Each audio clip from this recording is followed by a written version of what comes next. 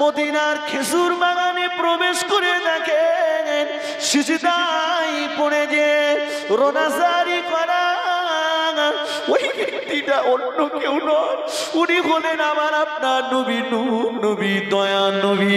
সিজদায় পড়ে যে কাঁদতেছেন, রব্বি হাবলি ইয়া উম্মতি, আল্লাহ আমার গুনাহগার উম্মতের উপায় কি হবে? আল্লাহ আমার গুনাহগার উম্মতের উপায় কি হবে? আবু বকর সিদ্দিক রাদিয়াল্লাহু তাআলা আনহু দাঁড়িয়ে গেলেন, ইয়া রাসূলুল্লাহ, ইয়া হাবিবাল্লাহ, হুজুর কাঁদবেন না, সিজদা থেকে মাথা তুলুন। আমি আবু বকর এসেছি, আবু বকরের জীবনের সমস্ত নেকিগুলো আপনার উম্মত উম্মতির নাজাতের জন্য দিয়ে দেব।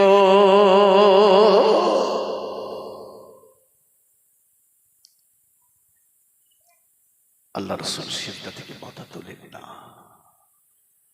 ওমর কাঁদতেছে, ইয়া রাসূলুল্লাহ, আমি ওমর এসেছি, হুজুর আমি ওমর এসেছি উম্মতির জন্য, আর কাঁদবেন না, সিজদা মাথা তুলুন, আমি ওমরের জীবনের সমস্ত নেকিগুলো উম্মতের নাজাতের জন্য দিয়ে দেব। জোরে বলুন না সুবহানাল্লাহ।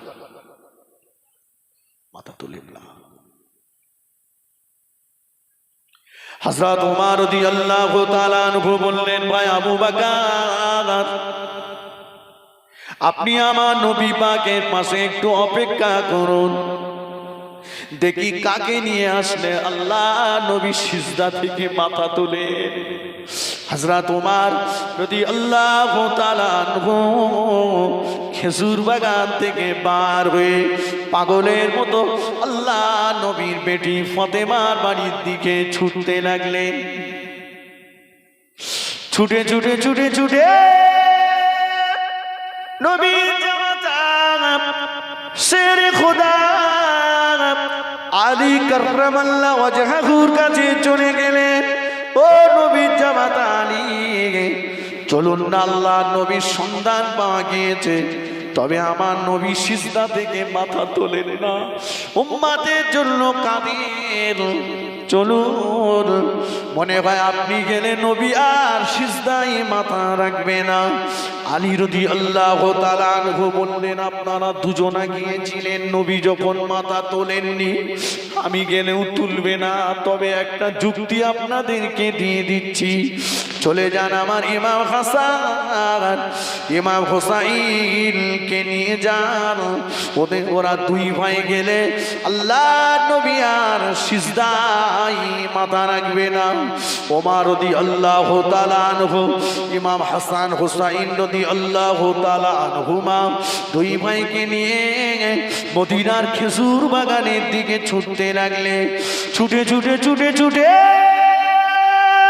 মদিনা খেজুর বাগানে পৌঁছে গেলে ইমাম হাসান ইমাম হুসাইন রাদিয়াল্লাহু তাআলা আনহুমা দুই ভাই দুই দিকে দাঁড়িয়ে অঝর নয়নে কাঁদতে লাগলেন, নানা ভাই, নানা ভাই, ও আমাদের নানা ভাই, সিজদা থেকে আর মাথা তুলুন, আর সিজদায় পড়ে থাকবেন না।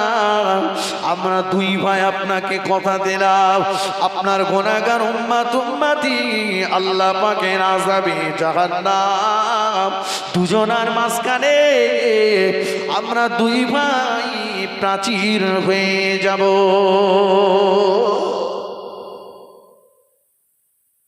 আল্লাহ নবী সিজদা থেকে মাথাটা তুললেন, জোরে বলুন সুবহানাল্লাহ।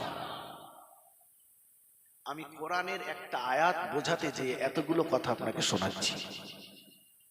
আল্লাহ বলেছেন, আজিজুন আলাইহি মা আনিতুম, নবী তোমাদের দুঃখে দুঃখিত হয়, তোমাদের কষ্টে কষ্ট পায়, তোমাদের সুখে সুখী হয়।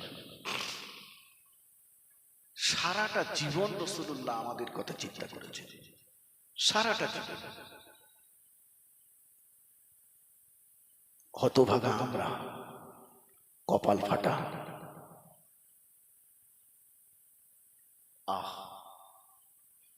নবী ইন্তেকাল করেছেন, নবী ইন্তেকাল করেছেন। সাহাবীদের ভিতরে কান্নার রোল পড়ে গেছে। এক বিন্দু তারা নবীকে না দেখলে থাকতে পারতেন না। আবু বকর সিদ্দিক শ্বশুর বাড়ি তখন সংবাদ পেয়েছে নবী নাই, পাগলের মতো কাঁদছে। কাঁদতে কাঁদতে আম্মা জান আয়েশা সিদ্দিকা রাদিয়াল্লাহু আনহা এসে দেখেন আল্লাহর নবীকে একটা চাদর মুড়ি দিয়ে শুয়ে রাখা হয়েছে। হযরত ওমর তলোয়ার নিয়ে বেরিয়ে পড়েছে, মদিনাবাসীরা কেউ যদি বলে নবী ইন্তেকাল করেছে আমি ধড় আর গর্দান আলাদা করে দেব। আবু বকর সিদ্দিক এসে আমার নবীর পাশে বসে পড়লেন, চচ্চর করে কাঁদছেন, ইয়া রাসূলুল্লাহ আমি আপনার কাছ থেকে অনুমতি নিয়ে তবে শ্বশুর বাড়িতে গিয়েছিলাম। আমি আপনার বাল্যকালের সঙ্গী, আমি আপনার তরুণের সঙ্গী, আমি আপনার হিজরতের সঙ্গী, আর আজকে আপনি আমাকে রেখে বিদায় নিলেন ইয়া রাসূলুল্লাহ, আমি মনের কথাগুলো আর কার সঙ্গে গল্প করব? আবু বকর আমার নবীর পেশানি মোবারকে একটা চুম্বন দিলেন। চিন্তা করলেন আমি যদি ভেঙে পড়ি এদের সান্ত্বনা দেবে কে? আমি তো বড়। হৃদয়টাকে শক্ত করলেন, চোখের পানিটা মুছে ফেললেন, মসজিদে নববীতে প্রবেশ করে বললেন, ও নবীর সাহাবীরা তোমরা কি শোনোনি নবীর মুখে আল্লাহর কোরআনের ওই আয়াত, ওমা মুহাম্মাদুন ইল্লা রাসূলুন কদ খালাত মিন ক্বাবলিহির রাসূল, মুহাম্মদ সাল্লাল্লাহু আলাইহি ওয়াসাল্লাম রাসূল ব্যতীত অন্য কিছুই নন। বিগত দিনে যত নবী রাসূল এসেছে সবাইকে ইন্তেকাল করতে হয়েছে, অতএব আমাদের নবীকে ইন্তেকাল করতে হবে। সাহাবীরা বলেন আবু বকর সিদ্দিক যখন কোরআনের আয়াত তেলাওয়াত করে করে আমাদের সান্ত্বনা দিচ্ছিল, আমরা যেন মনে করছিলাম এই মুহূর্তে কোরআন শরীফ নাজিল হচ্ছে। জোরে বলুন সুবহানাল্লাহ। সবাইকে সান্ত্বনা দিচ্ছেন, আবু বকরের চোখে পানি নাই। দাদা হুজুর পীর কেবলা রহমাতুল্লাহ আলাইহি বলেছিলেন, খলিফারা ও আমার মুরিদ মুতাকিদিনেরা শুনে রাখো, আমি আবু বকর আমি কোনো প্যান্ট শার্ট পরা মানুষকে দেখে দাঁড়াই না। শুনে রাখো বাবা, আমার কাছে যিনি এসেছিলেন উনি হলেন গৌসুলে আজম মাহবুবে সুবহানী হযরত বড় পীর আব্দুল কাদের জিলানী রহমাতুল্লাহ আলাইহির বংশধর।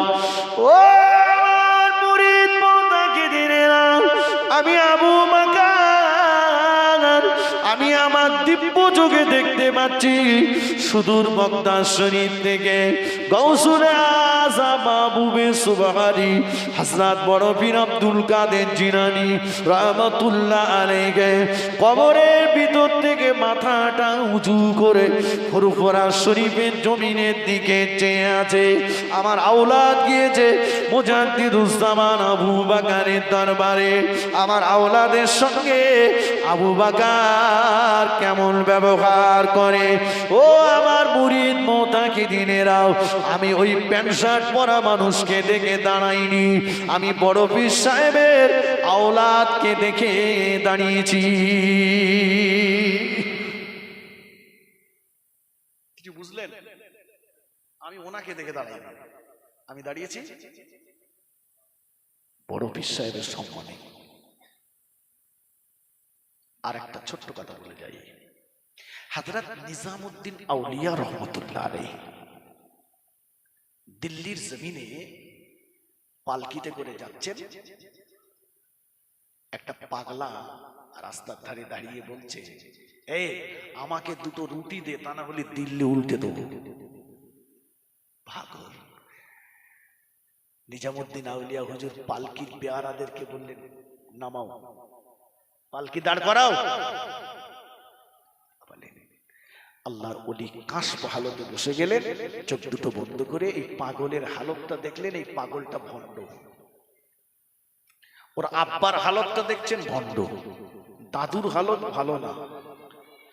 চতুর্থ পোস্টের দাদু যিনি জান্নাতের চৌকাঠ ধরে দাঁড়িয়ে আছে, বলছে আল্লাহ আমার আওলাদ যদি দিল্লির জমিনে বেইজ্জতি হয় আপনি দিল্লি উল্টে দেবেন।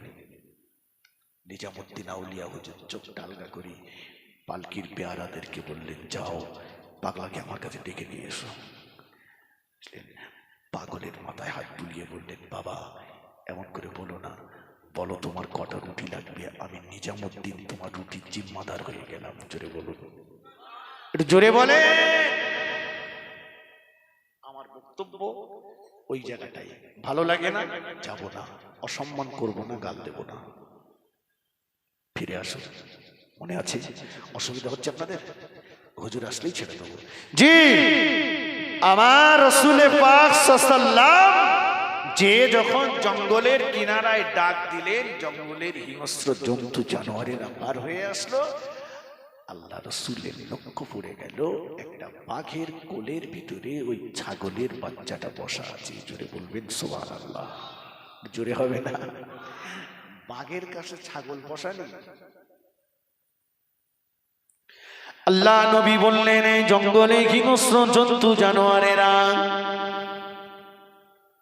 তোমরা তো ছাগলের বাচ্চা পেলে ফেরত দাও না, তোমরা তো ছাগল পেলে ফেরত দাও না, বলো না কেন তোমরা এই ছাগলটাকে চুরি করলে? কেনই বা তোমরা এখনো জীবিত রাখলে? কেন তোমরা চুরি করলে? কেন তোমরা এখনো জীবিত রাখলে? আল্লাহ পাকের হুকুমে জঙ্গলের পশু পাখিদের জবান খুলে গেল। ইয়া রাসূলুল্লাহ, ইয়া হাবিবাল্লাহ, হুজুর বেয়াদবি মাফ করুন। হুজুর আসছেন? হুজুর বেয়াদবি মাফ করুন, হুজুর বেয়াদবি ক্ষমা করুন। আমরা জঙ্গলের পশু পাখিরা আমরা ইন্তজার করছিলাম। হুজুর আসছেন? তাহলে তুই বললে না, এটা তাকবীর দান, নারায়ে তাকবীর। জোরে বলেন না, নারায়ে তাকবীর, নারায়ে তাকবীর। আওলাদে মুজাদ্দিদে জামান, আওলাদে মুজাদ্দিদে জামান, পীর সাহেব হুজুর কিবলা, পীর সাহেব হুজুর কিবলা, নারায়ে তাকবীর, নারায়ে তাকবীর।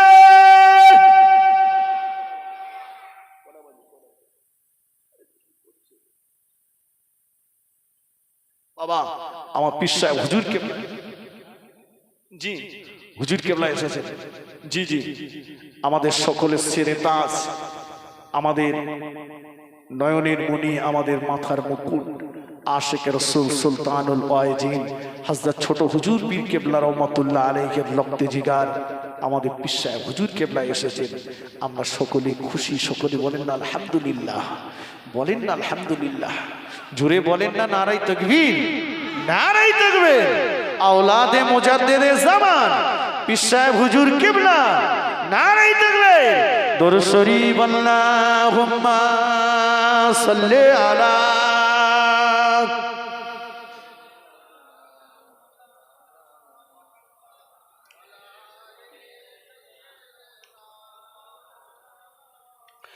खूब मोहब्बत अल्लाहुम्मा सल्ली अला।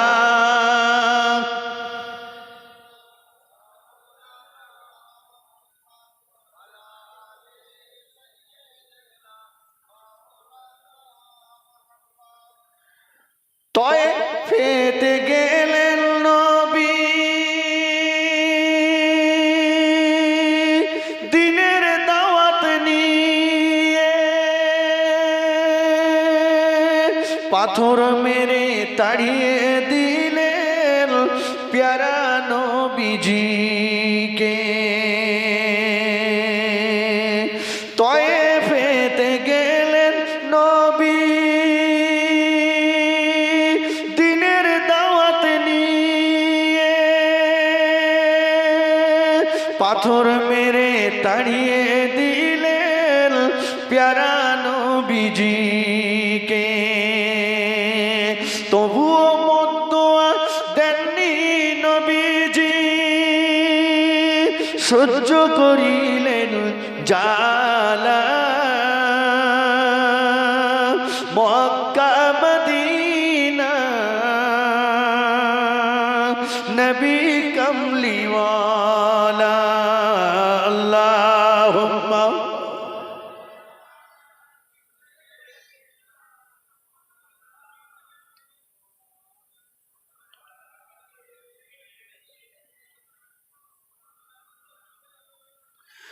দুই দিন ধরে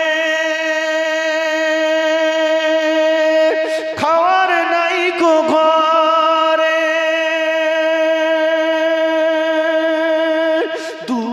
দুইটি পাথর বাঁধেন পেটের উপরে, নিরুপায় হইয়া নবীজি তসবিহ জপেন আল্লাহ, মক্কা মদিনা নবী কামলিওয়ালা, আল্লাহুম্মা সাল্লি আলা।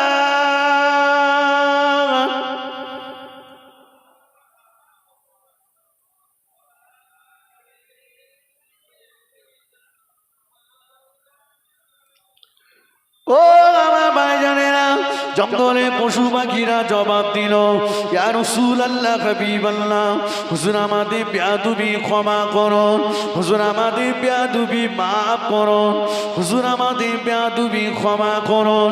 আমরা শুনেছি আল্লাহ যদি আপনাকে না বানাতে তামাম মখলুককে আল্লাহ বানাতেন না, আল্লাহ যদি আপনাকে না বানাতে তামাম মখলুককে আল্লাহ পাক বানাতেন না।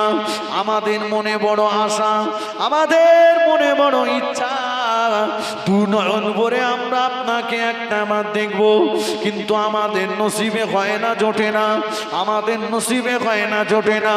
তাই আমরা চিন্তা করলাম আখিরি জামানার নবী নূর নবী দয়া নবী দুদু ভাই আব্দুল্লাহ ছাগলের মাল থেকে ওই ছাগলের বাচ্চাটা যদি আমরা নিয়ে আসতে পারি, ওই ছাগলের বাচ্চাটার খোঁজ করতে আখিরি জামানার নবী স্বয়ং নিজে হাজির হয়ে যাবে।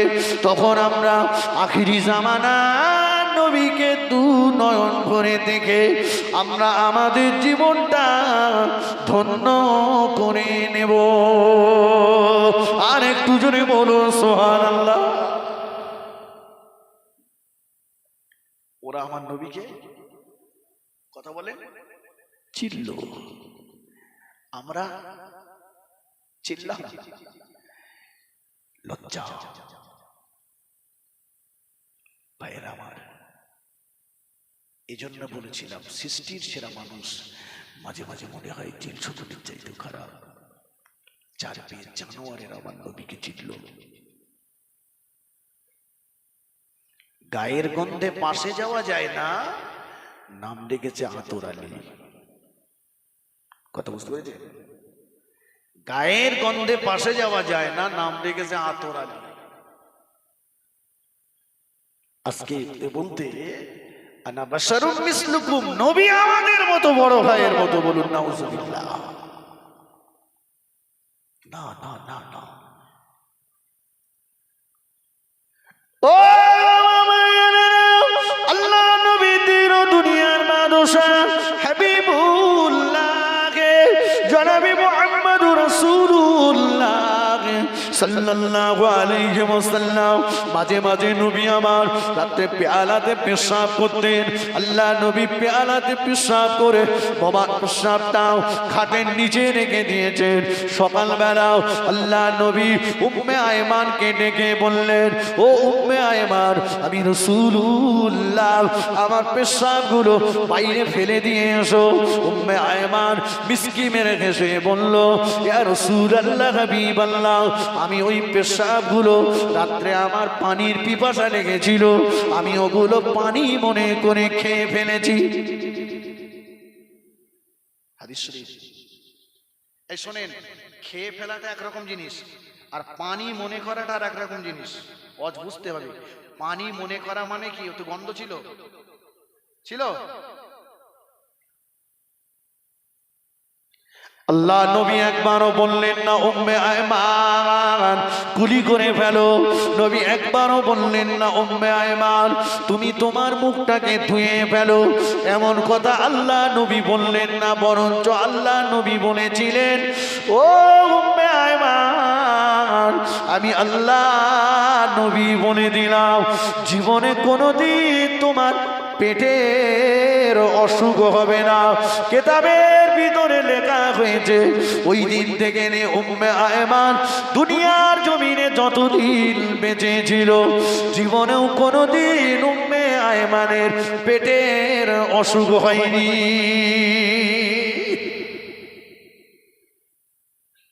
তাহলে বড় ভাইয়ের মতো মনে হচ্ছে তো? কথা বলেন, হ্যাঁ না বলেন?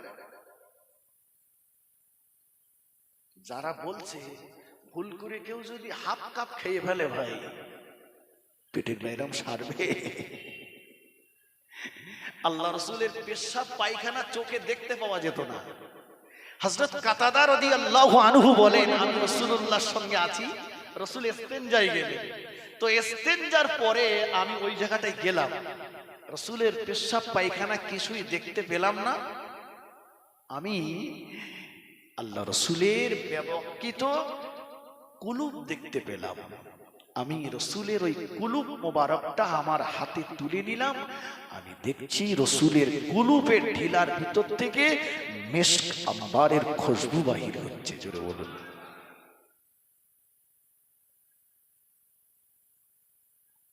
যে আল্লাহ রাসূলের কাছে মদিনার একটা রমণী আসলেন, মদিনার একটা মেয়ে, একটা বাচ্চা, বলছে হুজুর আমার স্তনে দুধ নাই, বাচ্চাটা খুব কাঁদছে, কান্না থামাতে পারি না। আল্লাহ নবী বাচ্চাটাকে কোলে নিলেন। ও মায়া নবী, আমার দয়ার নবী মোবারক জিহ্বাটা বাচ্চাটার কানের ভিতরে ঢুকিয়ে দিলেন। ওই বাচ্চাটা চুক চুক চুক চুক করে আল্লাহ নবী মোবারক জিহ্বাটা চুষতে লাগলেন, মোবারক জিহ্বাটা চুষতে লাগলেন। বাচ্চাটা যেই জিহ্বা চুষা বন্ধ করে দিল, আল্লাহ নবী জিহ্বাটা বার করে নিয়ে বললেন, ও মা মদিনার রমণী, যাও নিয়ে যাও মা, আমি রাসূলুল্লাহ জানিয়ে দিলাম 3 দিন পর্যন্ত তোমার বাচ্চার আর কোনো পিপাসা পাবে না।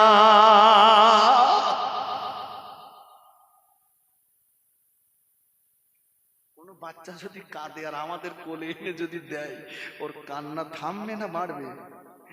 জিভ দেওয়া তো দূরের কথা, তার আগেই আল্লাহু আকবার। আবু বকরকে সাপে কামড়েছে, সিদ্দিক আকবর রাদিয়াল্লাহু, রাসূলুল্লাহ জিহ্বার লালা মোবারক বার করে দিলেন, সঙ্গে সঙ্গে জ্বালা যন্ত্রণা ভালো হয়ে গেল। জোরে বলবেন, জোরে বলেন। ও আসহাবে সুফার ভিতরে থাকতেন সবচাইতে বেশি হাদিস যিনি বর্ণনা করেছেন হযরতে আবু হুরায়রা রাদিয়াল্লাহু তাআলা আনহু। আল্লাহ নবী একদিন আবু হুরায়রাকে ডেকে বললেন, যাও বাবা আবু হুরায়রা, রুটি রুজির জন্য একটু বাইরে চলে যাও বাবা, সব সময় বসে আছো, রুটি রুজির জন্য বার হয়ে যাও বাবা। আবু হুরায়রা রাদিয়াল্লাহু তাআলা আনহু বললেন, ইয়া রাসূলুল্লাহ হাবিবাল্লাহ, হুজুর আমায় বেয়াদবি মাফ করুন, আমি আবু হুরায়রা যাব না ইয়া রাসূলুল্লাহ। কেন যাবে না আবু হুরায়রা? আবু হুরায়রা রাদিয়াল্লাহু তাআলা আনহু বলেছিলেন, ইয়া রাসূলুল্লাহ হাবিবাল্লাহ, আমার একটা শর্ত আছে, ওই শর্তটা হলো আমি আবু হুরায়রা যখন আপনার দরবার থেকে চলে যাব, আপনি আপনার জবান দিয়ে কোনো কথা বার করতে পারবেন না। ইয়া রাসূলুল্লাহ হাবিবাল্লাহ, আমি আবু হুরায়রা খাবারের সন্ধানে বেরিয়ে যাব, আর আপনার জবান দিয়ে কোনো কথা বার হয়ে যাবে, মূল্যবান কোনো ওয়াজ আপনার করা হয়ে যাবে, যে ওয়াজটা আমি আবু হুরায়রা আমার শোনা হবে না। ইয়া রাসূলুল্লাহ হে ইয়া হাবিবাল্লাহ, হুজুর আমি আবু হুরায়রা, আমার কাছে খাবারের চাইতে আপনার মূল্যবান ওয়াজের মর্যাদাটা অনেক বেশি।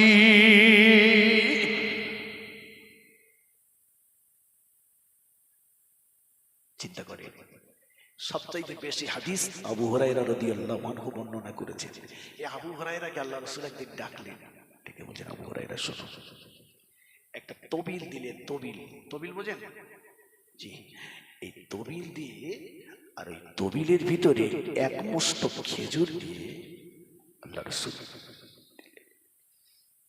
আবু হুরায়রা, যখন তোমার ক্ষুধা পাবে বিসমিল্লাহ শরীফ পড়ে খেজুরের প্যাকেটে হাত দেবে, খেজুর খাবে। তবে খবরদার প্যাকেটটা যেন উল্টো করে ঝাড়া মারবে না। আবু হুরায়রা হাতে নিয়ে বলছে, হুজুর এক মুঠো খেজুর তো একেবারেই শেষ করে দেবো, আর কদিন যাবে।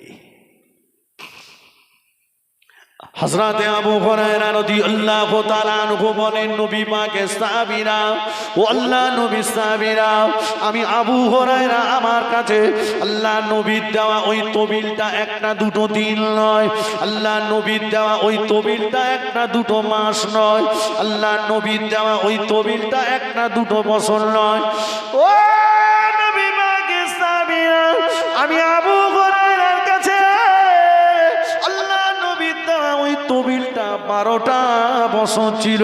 ওই 12টা বছরের ভিতরে যখনই আমার ক্ষুধা পেয়েছে, বিসমিল্লাহ শরীফ পড়ে তবিলের ভিতরে হাত দিয়েছি, খেজুর খেয়েছি।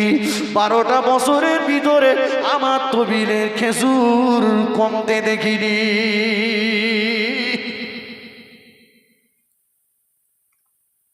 বড় ভাইয়ের মতো মনে হচ্ছে?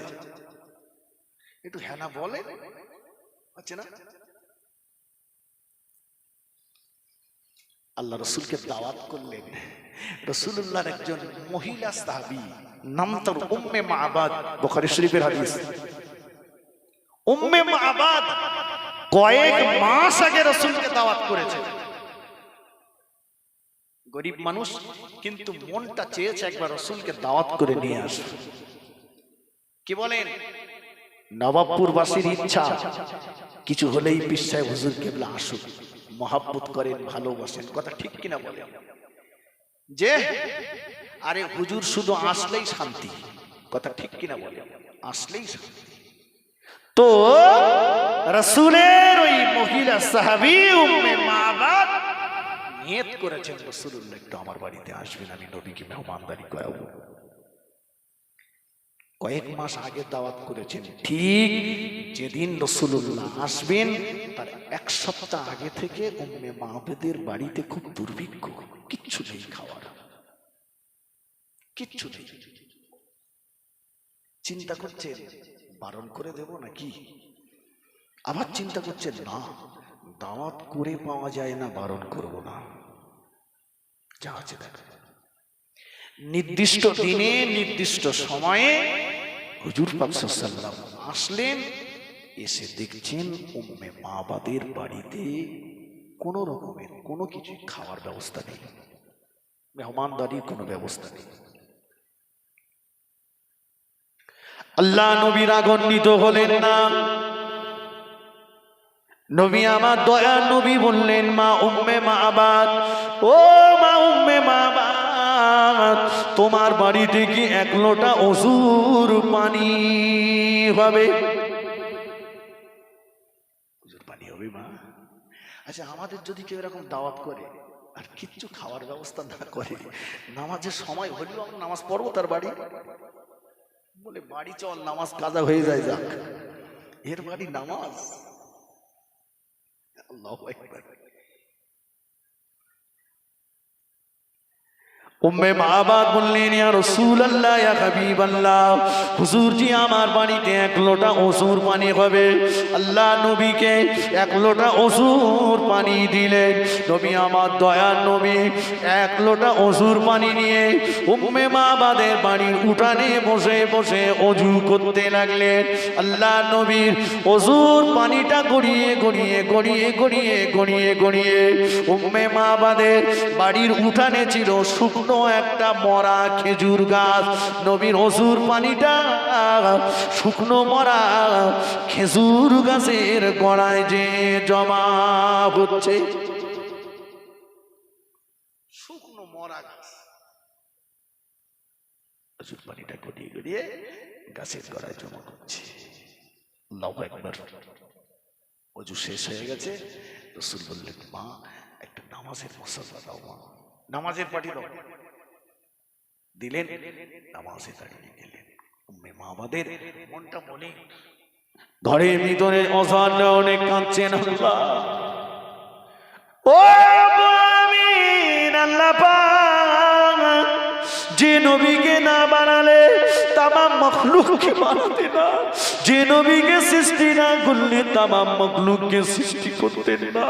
সেই আখিরি জামানার নবী নূর নবী দয়া নবী আজকে আমার বাড়ির মেহমান, অথচ আমি এত গরিব, আমি এত অসহায়।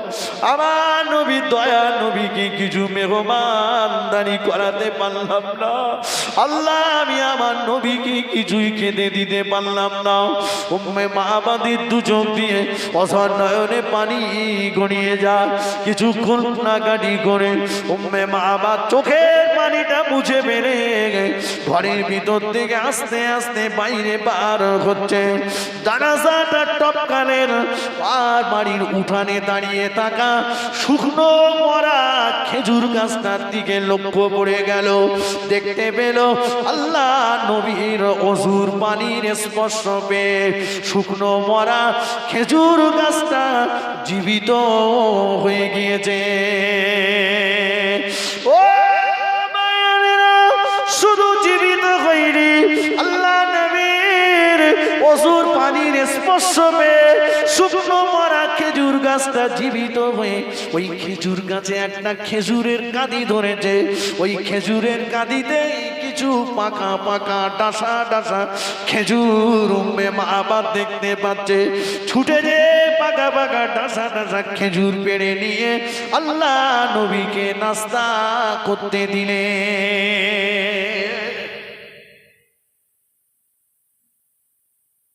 রাসূলুল্লাহর অজুর পানি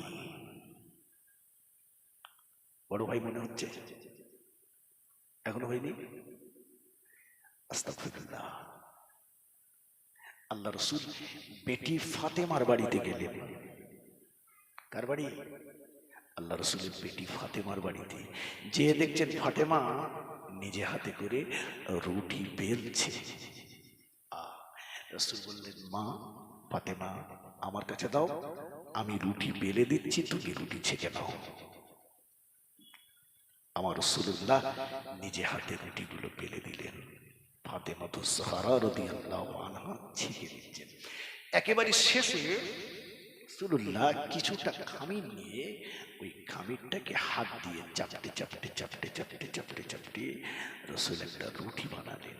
বানিয়ে বললেন, ফাতেমা এই রুটিটা আমার দুই ভাই জান্নাতি যুবকদের সরদার ইমাম হাসান হুসাইনের জন্য। জোরে বলুন, দুই ভাইকে দেবে।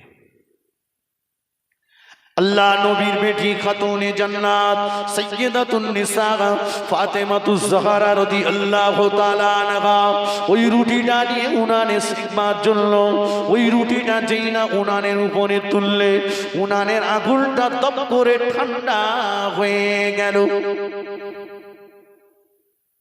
আগুনটা নিভে গেল। ও আল্লাহ নবীর বেটি ফাতেমাতুজ জাহরা রাদিয়াল্লাহু তাআলা আনহা রুটিটা নামালেন, আগুনটা জ্বালালেন, রুটিটা নামালেন, আগুনটা জ্বালালেন। আবার ওই রুটিটা চেকবার জন্য রুটিটা যখন উনানের উপরে তুললেন, উনানের আগুনটা তপ করে ঠান্ডা হয়ে গেল।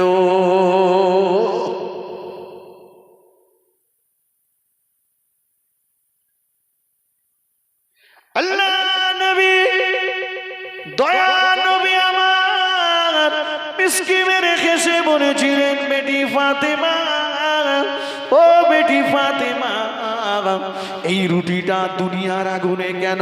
এই রুটিটা যদি জাহান্নামের আগুনেও ফেলে দেওয়া হয়, জাহান্নামের আগুনও এই রুটিটাকে পোড়াতে পারবে না।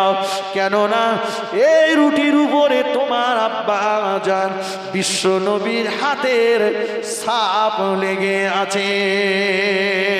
আর একটু জোরে বলুন সুবহানাল্লাহ।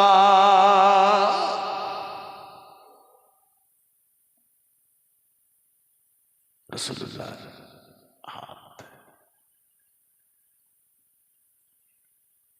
কতটা পাগল না হলে এই কথা বলতে পারে নবীকে কার সঙ্গে তুলনা করছে? হযরত খালিদ বিন ওলীদ রাদিয়াল্লাহু আনহু আমার রাসূলুল্লাহকে বলেছিলেন, ইয়া রাসূলুল্লাহ, আমি ইসলাম গ্রহণ করার আগে আমি অনেক মুসলমানকে শহীদ করে দিয়েছি। হুজুর, আমাকে একটা তাবিজ দেন, আমাকে একটা মাদুলি দেন। আমি ইসলাম গ্রহণ করেছি, আমি জীবনে যত যুদ্ধে জয়লাভ, আমি জীবনে যত যুদ্ধে যোগদান করব, আমি যে পরিমাণে মুসলমানদেরকে শহীদ করেছি তার চাইতেও বেশি পরিমাণে আমি যেন বেঈমানদেরকে জাহান্নামে পাঠাতে পারি। দাড়ি মোবারক আস্তাতে আস্তাতে রাসূলুল্লাহ চিরুনিতে একটা দাড়ি বেঁধে গেল। ওটা নিয়ে খালিদ বিন ওলীদকে বললেন, খালিদ, এটা তোমার মাথার পাগড়িতে রেখে দেবে, কোনো যুদ্ধে তুমি পরাজয় বরণ করবে না। খালিদ বিন ওলীদ বলেন, রাসূলুল্লাহর ওই মোবারক দাড়িটা যতদিন আমি আমার পাগড়িতে রেখেছিলাম, জীবনে আমি যত যুদ্ধে অংশগ্রহণ করেছি কোন যুদ্ধে আমি পরাজয় বরণ করিনি। সুবহানাল্লাহ বলবেন না? একটু জোরে বলেন, জোরে বলে। এই নবী হায়াতুন নবী, খবরদার সাবধান। আনা বাশারুম মিসলুকুম, মানে এই নয় নবী আমাদের মতো। আমার ভাইয়েরা, আমার মুরব্বীরা, নওজওয়ান যুবকেরা, অতএব যে নবীর এত শান, যে নবীর এত মর্যাদা, সেই নবীর সুন্নাতকে নিজের জীবনে আঁকড়ে ধরুন, রাসূলকে মুহাব্বত করুন, ভালোবাসুন, ভালোবাসার মতো ভালোবাসুন। ভালোবাসা বলতে ওই ব্যক্তিটাই রাসূলকে প্রকৃত ভালোবাসলো। আল্লাহ কোরআন পাকের ভিতরে বলেছেন, মা আতাকুমুর রাসূলু ফাখুজুহু ওয়া মা নাহাকুম আনহু ফান্তাহু। যে মানুষটা আমার নবীর করতে বলা কাজগুলো করলো আর নবীর নিষেধ করার কাজগুলোকে ছেড়ে দিল, ওই মানুষটাই নবীকে প্রকৃত ভালোবাসলো। আল্লাহ বলেছেন, নবী যেটা করতে বলেছে সেটা করো, আর নবী যেটা করতে নিষেধ করেছে ওটা ছেড়ে দাও, ছেড়ে দাও, ছেড়ে দাও। আর কবে ছাড়বো, আর কবে ধরবো, আর কবে ছাড়বো? দেখতে দেখতে দেখতে দেখতে চলে যাওয়ার সময় হয়ে গেছে। কথা ঠিক কিনা বলেন? আল্লাহ রাসূল বলেছেন, আন-নাওমু আখুল মাউত, ঘুম হলো মরণের ভাই। কোন মানুষ যখন ঘুমিয়ে যায় তার ভিতর থেকে রূহটা বার হয়ে যায়। ওই রূহটা আসমান আর জমিনের মাঝখানে ঘুরতে থাকে, ঘুরে ঘুরে এসে যখন মানব দেহের ভিতরে প্রবেশ করে তখনই তার ঘুম ভাঙে। এজন্য রাসূলুল্লাহ বলেছেন, ঘুম ভাঙার পরে দোয়া যদি পড়তে নাও পারো, অন্তত এতটুকুই বলো, আলহামদুলিল্লাহ, রূহ ফিরে এসেছে। আর রূহ, এ বডি থেকে যখন রূহ বেরিয়ে যাবে, এ বডিটার কোনো দাম নেই। আছে বাবাজি, ও রূহ, দ্যাট মিন্স এটা আল্লাহ পাকের অর্ডার। রূহ আল্লাহ পাকের অর্ডার। অর্ডার যখন প্রত্যাহার করে নেবেন, এ বডি ফেলার জন্য কেউ কবর খুঁড়বে, কেউ বাঁশ কাটবে, কেউ কাফনের কাপড় আনতে যাবে, ব্যস্ত। এ বডি কিন্তু আর রাখবে না। অতএব নিবেদন করব, অনুরোধ করব সকলের কাছে, ফিরে আসি রাসূল পাক সাল্লাল্লাহু আলাইহি ওয়াসাল্লাম কিয়ামতের ময়দানে উম্মতের নাজাতের জন্য আল্লাহ পাকের দরবারে করবেন। কিন্তু রাসূল তার উম্মতদেরকে চিনবেন কিভাবে? আম্মা জান আয়েশা সিদ্দিকা রাদিয়াল্লাহু আনহার প্রশ্নে রাসূল জবাব দিয়েছিলেন, আমার উম্মত যারা হবে তাদের শরীরের 5টা জায়গা দিয়ে নূর বার হবে, জ্যোতি বার হবে। নামাজের সময় যে 5টা জায়গা জমিনে স্পর্শ করে, এই 5টা জায়গা দিয়ে নূর বার হবে, জ্যোতি বার হবে। রাসূলুল্লাহ অধীর করে দেখে চিনতে পারবেন এরা আমার উম্মত। আমার কথা বুঝতে পারলেন? অতএব সেই নামাজটাই এখনো যদি আমরা আমাদের জীবনে বাস্তবায়ন না করতে পারি, কিয়ামতের ময়দানে কি জবাব দেব?